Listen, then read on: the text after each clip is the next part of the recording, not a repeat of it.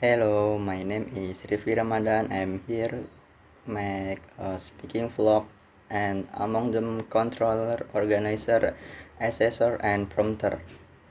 The first is the controller. Teacher act as controller. They are in charge of the class and of the activity taking place and are often leading from the front. Teachers who view their job as the transmission of knowledge from themselves to their students are usually very comfortable with the image of themselves as controller. For a start, any student access to their own experiential learning by focusing everything on the teacher. In the second place, it cuts down on opportunity for a student to speak because when the class is acting as a whole group, fewer individuals have a chance to say anything at all. And in the third place, over-reliance on transmission teaching can result in a lack of variety in activity and classroom atmosphere.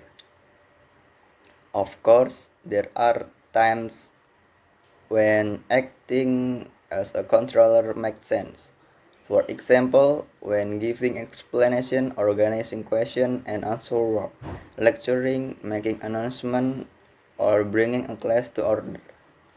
Teacher as a controller when teaching, giving explanation, organizing question and answer work, lecturing, making announcement, or bringing a class to order. The second is organizer. One of the most important tasks the teacher have to perform is that of organizing students to do various activities. This often involves giving the student information, telling them how they are going to do the activity, putting them into pairs or groups, and finally closing things down when it is time to stop. The first thing we need to do when organizing something is to get students involved, engaged, and ready. Once the students are ready for the activity, we will want to give any necessary instruction, saying what students will do first, way they should do next. Here it is important to get the level of the language right and try to present instruction in a logical order and in as unconfusing a way as possible. Try to give the instruction back in English or in their own language as a check on whether they have understood them.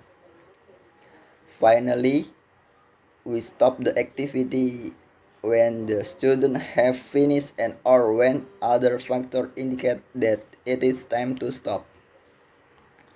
This might be because his students are bored or because some pain or groups have already finished before the other. Teachers should think about content feedback just as much as they concern themselves with the use of language form, inform and use feedback. The latter is concerned with our role as assessor. The third is assessor.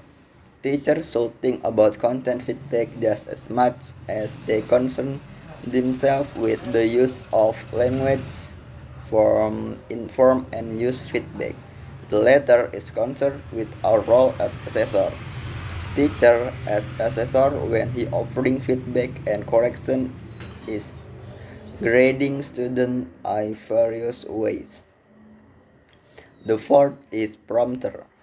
When the student lost the thread of what is going on and then the teacher gives some help to nudge them forward in a discreet and supportive way, or the teacher hold back and let them work things out for themselves.